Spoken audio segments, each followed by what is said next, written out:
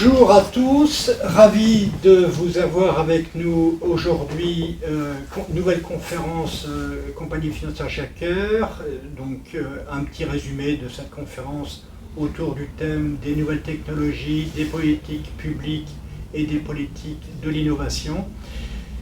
Nous recevons avec Michel Fouché, nous recevons mon ami Jean-François Marty, qui est un des pionniers de l'Internet en France, puisqu'il a commencé dans les années 1990.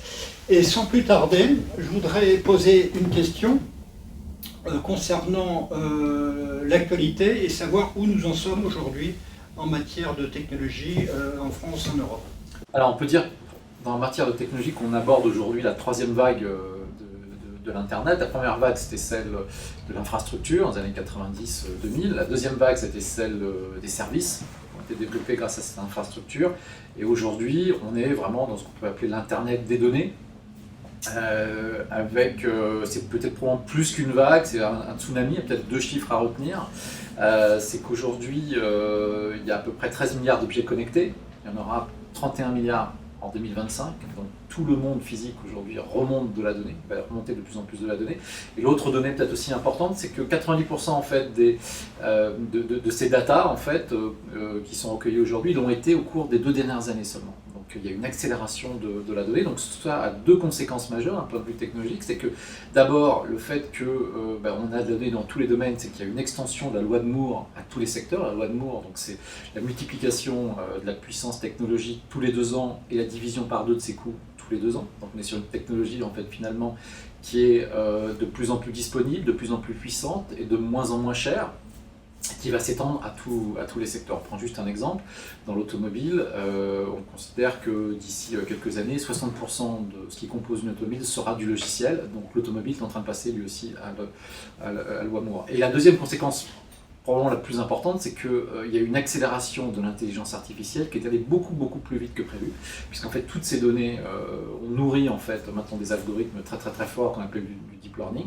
Donc aujourd'hui même l'intelligence artificielle, on en est là aujourd'hui, est de plus en plus disponible et de moins en moins chère, et on n'est plus dans une phase de recherche, mais vraiment une phase d'applicatif cette intelligence artificielle, donc avec de nombreuses entreprises et des gens qui les financent, qui s'emparent de cette technologie et qui la développent maintenant en service pour le grand public ou pour les entreprises. Alors, lorsqu'on parle de technologie, on a coutume de dire que la France et l'Europe sont en retard par rapport aux États-Unis, principalement, et même parfois aujourd'hui en retard par rapport à la Chine. Alors, comment peut-on expliquer ce retard français-européen par rapport aux États-Unis ? On peut l'expliquer d'abord parce qu'il y a un retard à l'allumage très fort. Si on prend juste une mesure qui est le nombre de licornes, donc ces entreprises qui sont valorisées à plus d'1 milliard aujourd'hui et qui ont été créées après 2000. En France, on a à peu près une petite quinzaine de licornes.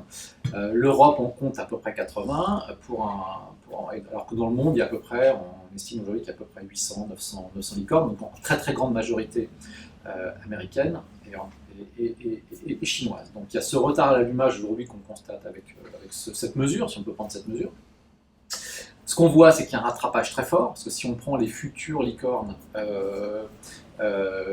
les entreprises qui sont aujourd'hui valorisées entre 200 millions et 800 millions de dollars. Là, on a beaucoup plus d'entreprises françaises, d'entreprises européennes, donc on voit qu'il y a un rattrapage qui a été fait. Et puis, on voit qu'il y a un investissement en capital risque qui s'est fortement développé, qui n'a pas trop souffert en fait, de la pandémie et du Covid. On est à peu près 8 milliards d'investissements en 2020 en capital risque en Europe, et on est déjà sur le premier trimestre à quasiment 2 milliards. Donc on voit qu'il y a un rattrapage et que derrière même ces futures licornes, il y a probablement une éclosion d'entreprises françaises, européennes qui va naître, notamment grâce à l'injection de beaucoup plus de capital risque en Europe. Mais si on regarde un critère important qui est finalement combien on investit dans l'intelligence artificielle, alors là on voit que l'écart est encore très fort, puisque en fait on va dire que l'année dernière les investissements en intelligence artificielle en France c'est à peu près de 300 millions, quand ils étaient de 27 milliards aux États-Unis, de 5 milliards en Chine, et même sur les pays qui sont plus petits que les nôtres, des investissements très forts. L'Israël c'est 3 milliards d'investissements annuels sur l'intelligence artificielle, le Royaume-Uni c'est 1,7 milliard.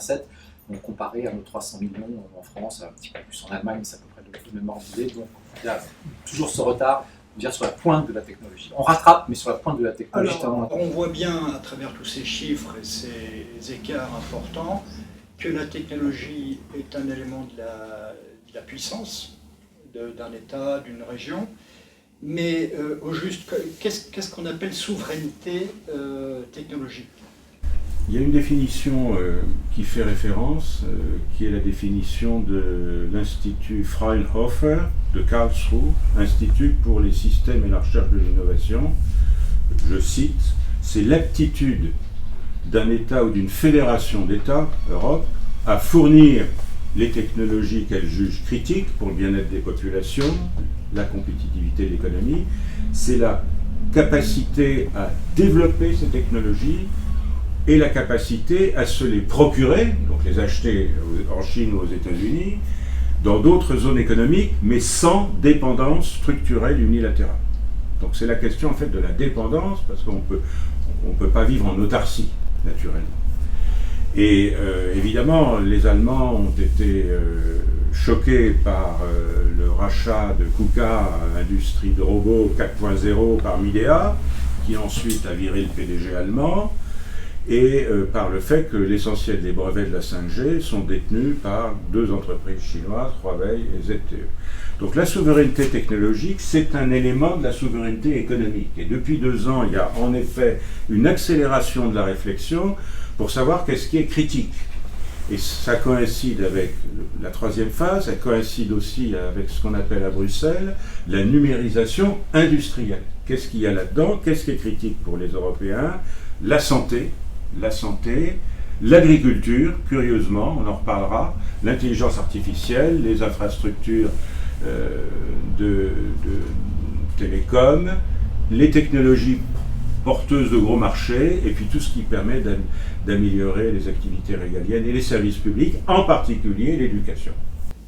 L'éducation, et au-delà de l'éducation, quelle est la politique à l'échelle européenne, la politique concernant l'innovation, la politique industrielle pour les 25 prochaines années? Alors, on peut dire qu'on a de la chance aujourd'hui d'avoir à la fois Margrethe Vestager qui était capable d'évoluer sur le droit de la concurrence et de ne plus bloquer la création de champions européens, et surtout Thierry Breton qui est un homme d'industrie, qui a été ministre et qui est maintenant en charge de tous ces secteurs et qui vient de lancer d'une part une stratégie industrielle de l'Union pour 25 ans, hein, il insiste évidemment sur le long terme, et une politique d'innovation.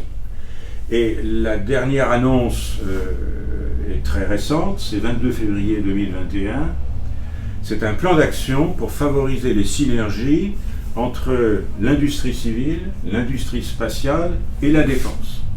C'est porté par Thierry Breton. Ce sont des interactions qui sont connues, le GPS, l'Internet lui-même, le ruban adhésif, les technologies sans fil. Et il y a un bon exemple qui est cité par Thierry Breton, c'est la ceinture à 3 points. Un ingénieur suédois, il y a 40 ans, essaye de retravailler la ceinture des pilotes de chasse sur les sables suédois, qui était une ceinture à 4 points. Il invente la ceinture à 3 points, qui est devenue la norme mondiale. Et on estime que ça a sauvé 1 million de vies. Et il y a une interaction très forte entre la défense et le civil.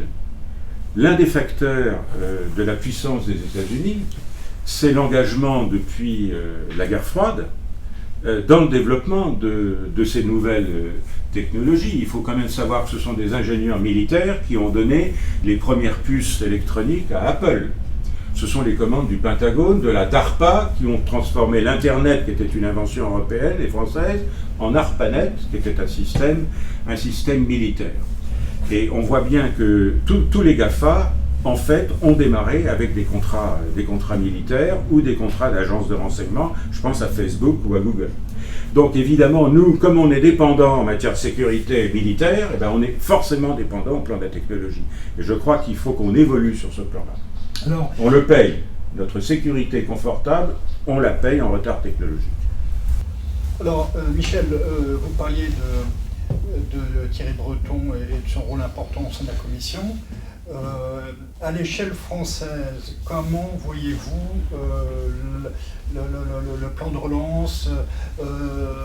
Nous avons pris connaissance la semaine dernière, lundi dernier, d'un plan autour du cloud. Quel est votre point de vue concernant les moyens qui vont être alloués en France dans les nouvelles technologies? Nous avions déjà évoqué le plan de relance français, le plan de relance européen au mois de février. Je renvoie à la note Jacques Coeur sur ce sujet. Le 30 avril 2021, le président de la République a annoncé un deuxième plan de relance qui est beaucoup plus ciblé sur l'investissement dans la recherche, cette espèce d'humiliation nationale de ne pas avoir de vaccin français et d'avoir des sociétés américaines dirigées ou anglaises dirigées par les Français qui nous vendent leurs vaccins. Absence évidemment d'investissement suffisant dans ce secteur de la recherche, l'innovation technologique et la relocalisation industrielle. Je crois qu'on devient moins naïf, et ce qui me frappe, c'est qu'on donne le ton par rapport à l'ultralibéralisme. Ces idées de souveraineté européenne, souveraineté technologique, on parle maintenant de souveraineté numérique, ça a fait évoluer les choses, et on a la chance d'avoir une physicienne comme chancelière, encore pendant quelques mois, qui elle a tout de suite compris l'enjeu crucial des technologies, de la souveraineté technologique, numérique, et donc les Allemands ont quitté en quelque sorte l'ordo-libéralisme qui les caractérisait et se rapprochent des positions françaises. Je conclurai en citant un homme extrêmement respectable qui est aujourd'hui le président du groupe CDU au Bundestag, Wolfgang Schäuble, un Européen très convaincu, pendant longtemps un orthodoxe de la rigueur budgétaire et qui vient de déclarer l'Union européenne doit mieux se préparer afin d'être plus résistante aux crises et plus souveraine. Le mot souveraineté ne fait plus peur à Berlin. C'est une très bonne nouvelle parce que ça permet de travailler ensemble. Merci Michel, merci Jean-François, en espérant vivement que ces éléments permettront de vous éclairer sur ces sujets ô combien stratégiques. Très bonne journée et à très bientôt.